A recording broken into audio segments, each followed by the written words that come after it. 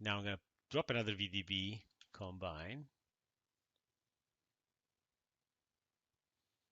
Okay, and this time I'm going to select STF intersection. So let's select surface to surface again and do STF intersection.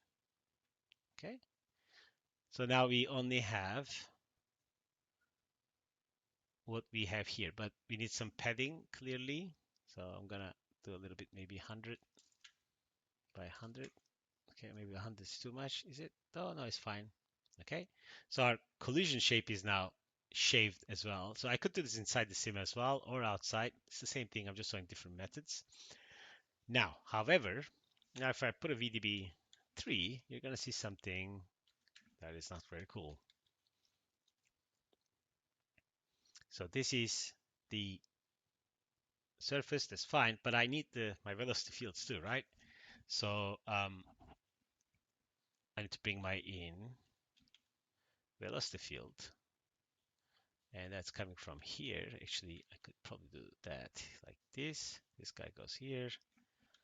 Okay, so I need to do something similar to my velocity field. And if I have a look at my velocity field, that's the old big one, because we didn't do anything about it. So we need to kind of like optimize this as well. Okay. Now, what I can do is that I have my velocity field here. This is one way of doing it. If I can just keep my velocity field and then do a VDB activate, then I can use another reference field to say that, hey, I just want to match the activation like I see in this field, which is my VDB combine 2, right? So that's going to go to region to activate. Now this is my original VDB. That is for the velocities, right? And now if I go here, there's nothing happening. So I think one way to kind of like see what's happening is this guy here. So now if I select my VDB activate and say I want to affect my velocity group, and I want to use a reference field that is my surface. And I want to activate using VDBs. I think now I want to use intersect. Okay, and now this is my velocity field. That is a good match to my velocity field. And now it is just the velocity field here. So I can merge this back to here. And now I have a very optimized collision field. This is both surface and velocity. Okay, good. Now I'm just gonna delete attribute delete. What do I not need here? I don't need any of this. I don't need the top object. I don't need any of this as well. And if I look here, I just have a surface and a velocity, and that's all I care. And I'm going to cache this out real quick now. So I can do a real fast iteration of this solver because it's supposed to have really a lot of points. So I would really like this to be super optimized. Okay. So let's drop in a file. Actually, let's put a null and let's say out spray SDF. And let's put a file cache. And let's just call this spray SDF. Again, not to forget what we're writing. Load, all good. Plug it in. We're going again now to out to our where's our .NET? Okay, it seems here. So now here's the other thing. This requires the sim only, so it can still go on the side of here. Okay, because we don't use that for collision for the white water. If we wanted, we could just chain it there, but at the moment we are not. So I'm going to drop in a ROP network, ROP geometry output, and I'm going to call this mist SDF, okay, or mist collision. So this goes down here, automatic, pin, come here, down here.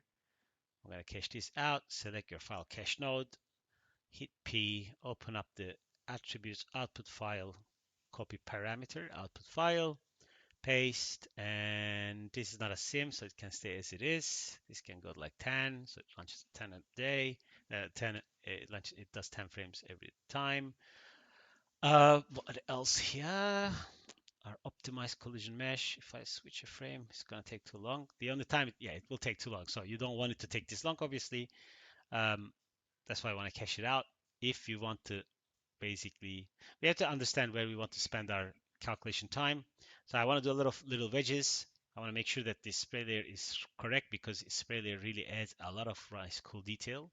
So that's why I want to have my most optimized possible way to kind of like spend less time on everything else, spend less memory on everything else, and do the most I can with my machine calculating the simulation complexity. Save, double check everything, and all good. Right click. No, not all good. Scheduler, both. And yes, that is it. Right click, cook, save. Now, when this is over, I'll come back and we'll start checking some simulation settings. Okay, so the STF is cached out. Let's dive inside. Let's do a little scrub. And yeah, it's working. Okay, our optimized collision field. Let's go down here. Yeah, let's dive back inside our .NET. So we have this field that we can call it null out spray STF field. Let's call it and drag it to here. Okay, so it has a surface field name surface, velocity field name velocity. Okay, and the first frame I guess doesn't record it. Yeah, okay, so that's correct. Now let's dive in back inside, and we could add that there as a collider as well, but I'm not gonna do that right now. What I want to do is just press play, and okay, so let's see what's happening. We don't need to see the spray source. So unlike before, things are not going to be now falling down through because they're supposed to sink and come up like there's water there. Okay, well, hence the name, pop float by volumes. Um,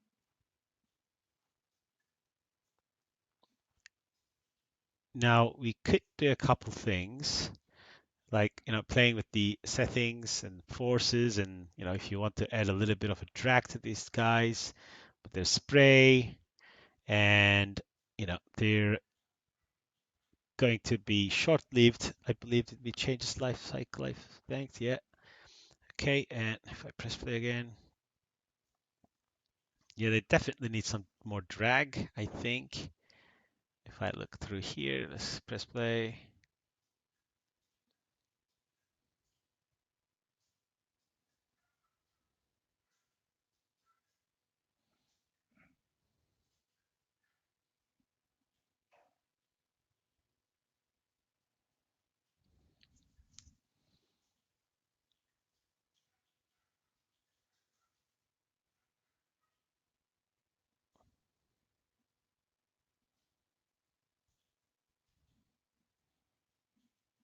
And what's happening here? Let's see. So I'm passing through. We're going to fix those.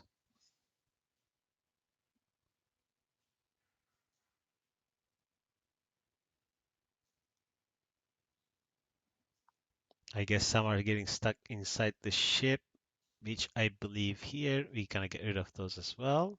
So let's add our ship collision, which is, we can, I guess, just come back here and just copy these two guys actually, so we can do the in-sim culling as well for optimization reasons. So you go down here, and let's merge this guy here.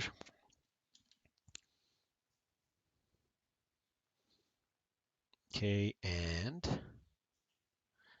which means we probably don't need the ship if we're going to introduce the ship as a collider, but should be all right.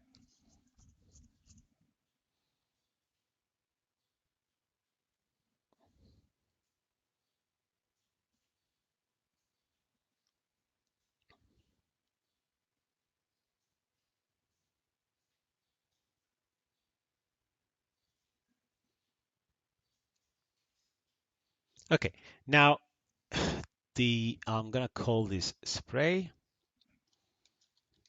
Now we're gonna do something and a little bit more interesting with our mist sim wedge test here.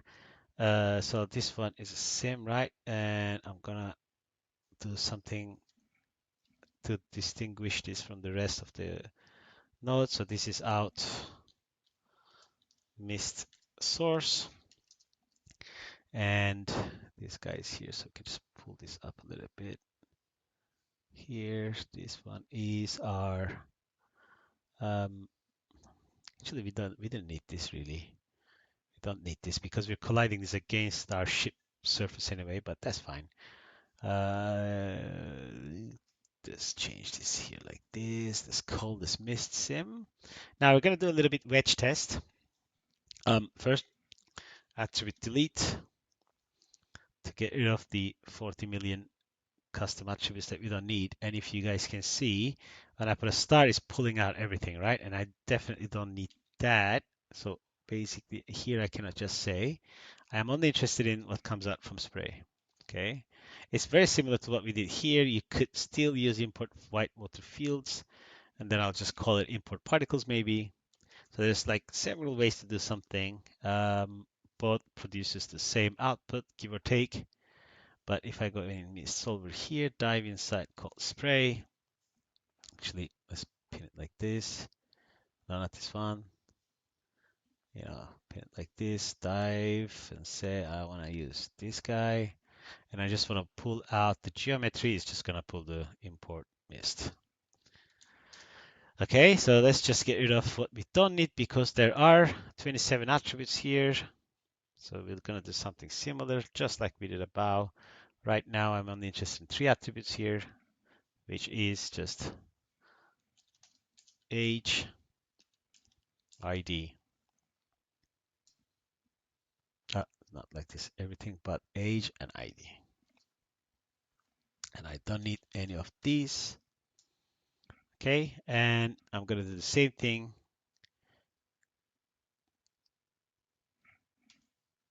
If any group is going to get rid of, it's pretty much similar. I should probably create HTAs here, cache simulation points, whatever. And I'm going to cache this out. But before I cache this out, I'm going to do something else because I want to play with some settings and do a little bit of a test.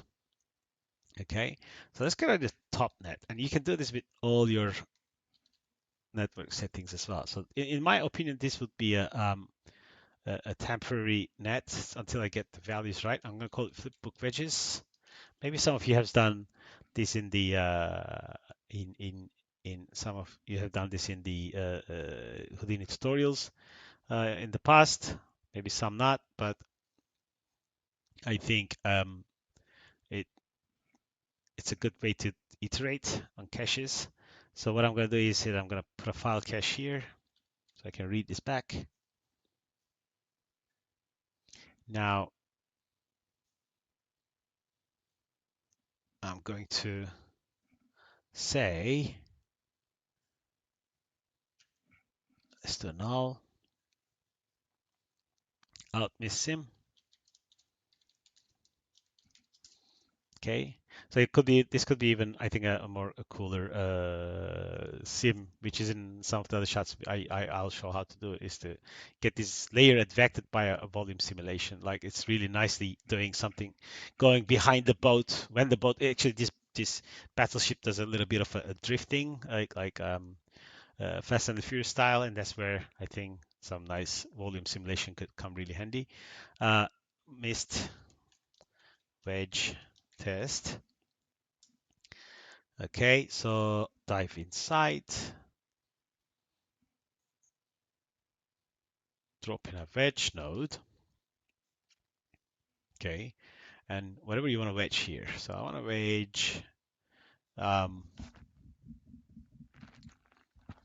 maybe I want to do like 10 of these simulations with different settings, right? And that could be wedging between different attributes, either to make it look busy or to make it look more um, interesting with different values, maybe different turbulence values. So I'm going to have, for example, 4 versions. Okay, and I'd like to wedge my um,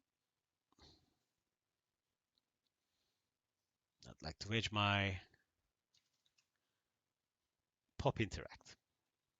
So I want a velocity force from I want to try a fall off radius of 0.1 to 2. Let's do that one. So this will be int dist, and I want it from 0.1 to 2, and I want it to do like 5 sims, 6 sims, whatever. And if I do like a, generate node, it's going to give me the values. The first one is going to be 0.1. Is the last one. This one will be like 0.3, whatever. I can do 6 of these. Sure thing. Actually, because we're going to do 3 by 3, the 6 is fine. Now, Rob Geo.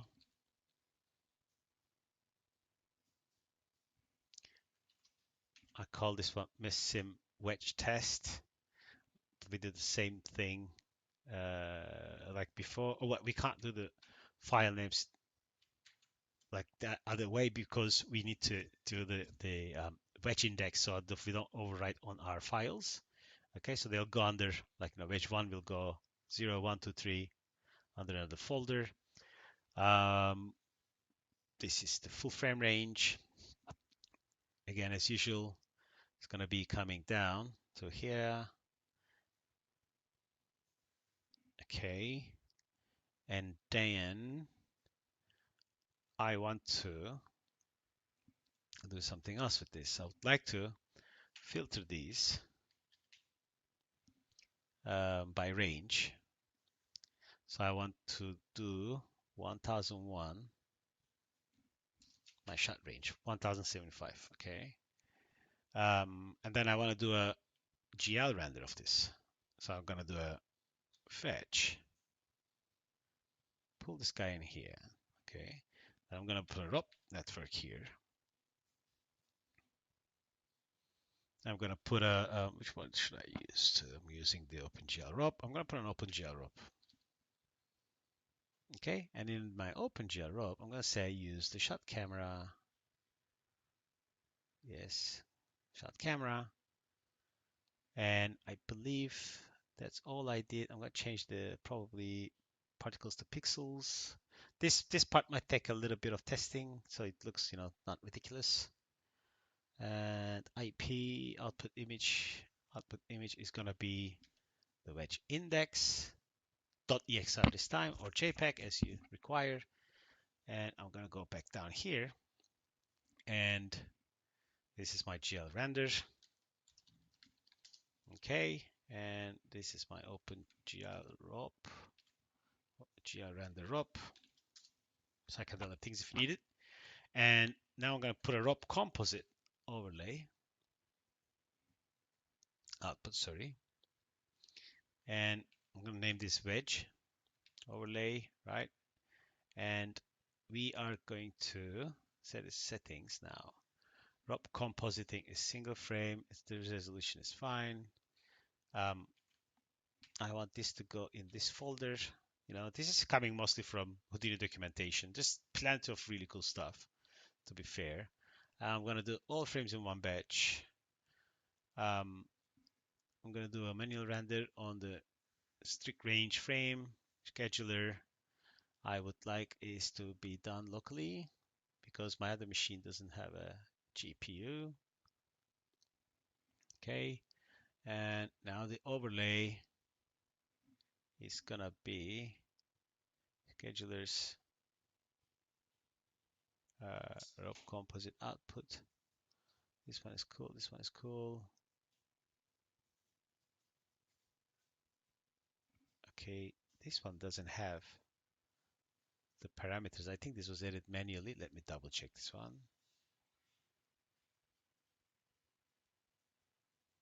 Yeah, it's just a text. So let's do that.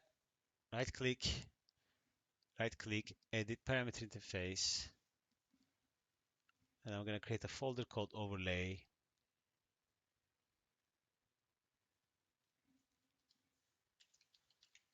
And inside, I'm going to create a little text node, which is a string. It's just I think it's this one. Yep, just a string dropped in here. Let's call it overlay text. Oops. Overlay text. That's the name of the attribute. Apply, accept. It's over here. Maybe let's make it a few more lines. So select this guy. I'm gonna do this multi-line string 8 by 40. I think that should do it. If I come here, that's correct. Now I want to write some of these files in there.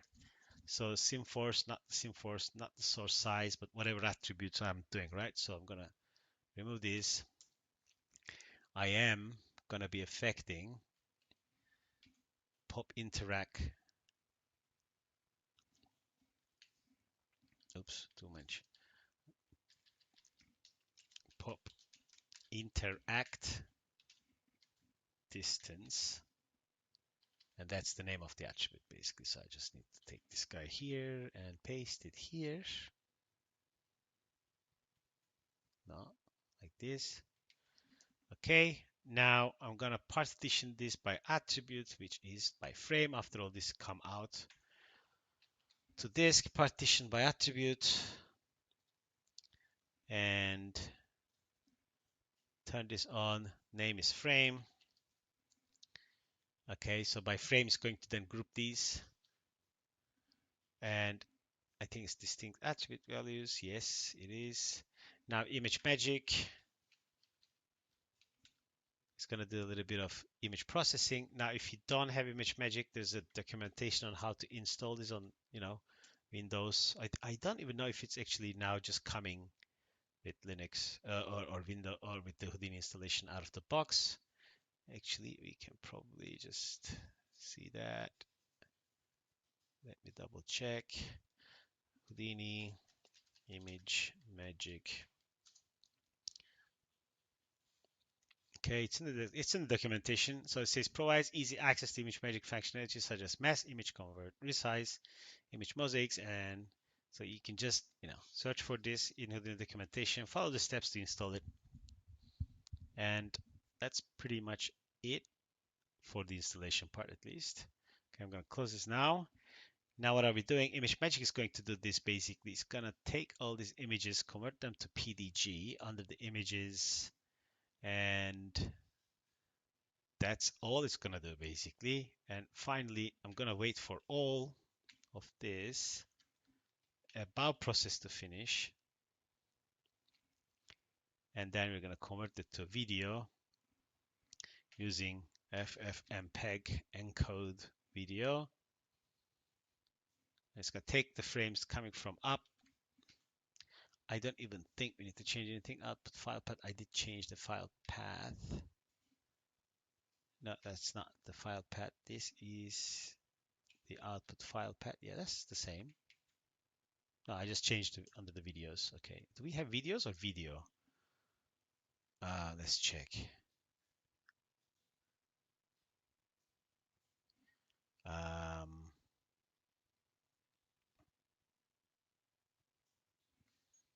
Let me double check here. Where does it work? Projects, Battleship, 10. We have video, so not videos. Let's call it video so it doesn't create an extra folder for us. Frame list, yeah, I'm just gonna put it here because in its own location anyhow. And I guess I'm just gonna save this now and do a little generate node to see what it's gonna do.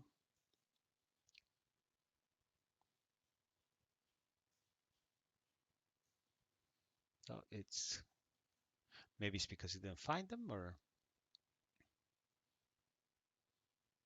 let's go one by one. Oh, this is filter by range. Is this the filter by range, or did I render range? Oh, I didn't put the correct range here, I guess. This is gonna be 1001, 1075.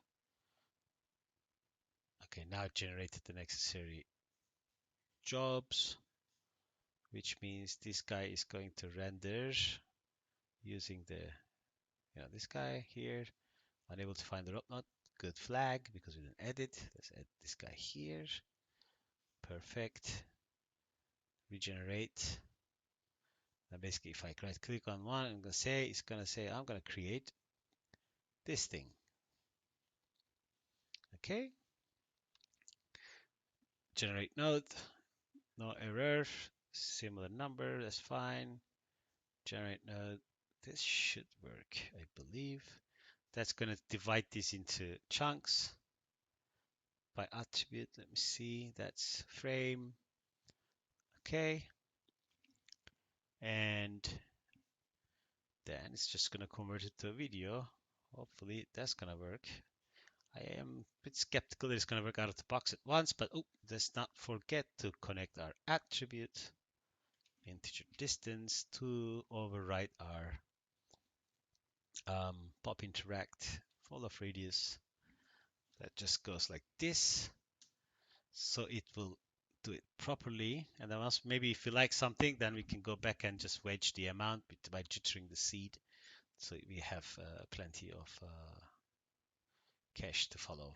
Okay, and save. Right click. This time I'm just gonna make sure that the schedules are correct. Missed which speed test. So these are simulations. I can send these to both of our machines. Filter by range. All good. This needs to be local. Actually, yes. This can be. I'll make this local as well, so it doesn't switch. All good. All good. This could be local as well, because I don't think I installed the image magic on the other machine, so it doesn't error. This will do it in the local machine as well. Okay, let's cook for real, and then we'll see once this is done. Okay, let's pause the video. Okay, so this top network ended up cooking, although one thing that didn't work for me was the image magic, and that's most likely, I'm guessing, because image magic executable file lives outside my like, I think Tops just couldn't find how to process it, so instead I removed the scheduler, so it actually worked as a local task on this machine as opposed to sending it to HQ, and that kind of sorted out the problem. So what it is was, if we observe now, first it took just want to reiterate, let's pick a slice. Okay, so it did change the value to,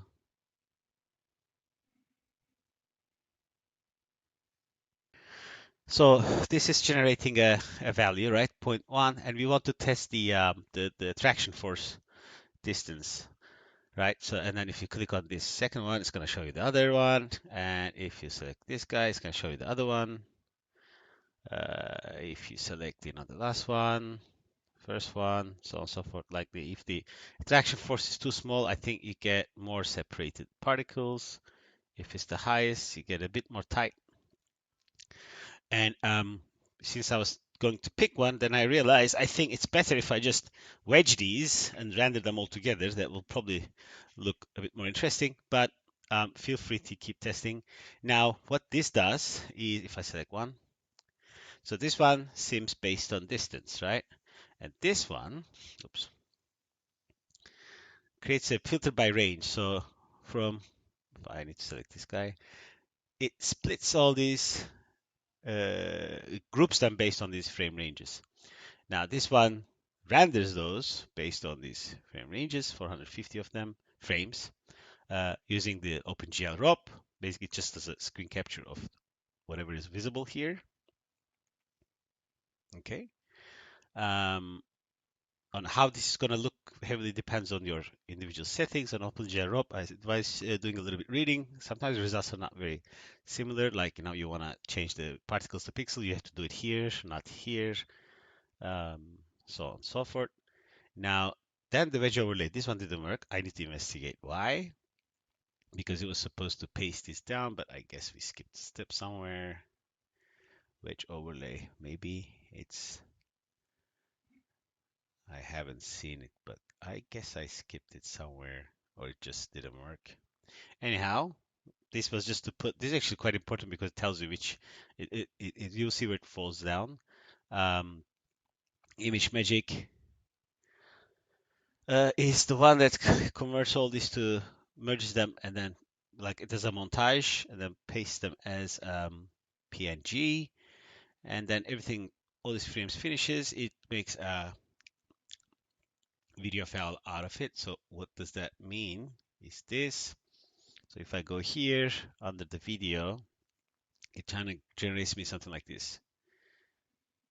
Okay. The problem with this is that it actually didn't put the overlay, so I cannot figure out now which one is which one. However, then when I watched this, I was like, hey, this doesn't make much different. They all look similar. So I decided, because the original goal was to, figure out a better sim variation, so on and so forth, and then render it and then wedge that one. But instead, I decided just to load them all as one wedge to cache them out to render. So what that means is that I'm, instead of loading them one by one using wedge index, I'm using a file merge, and a file merge basically can figure out.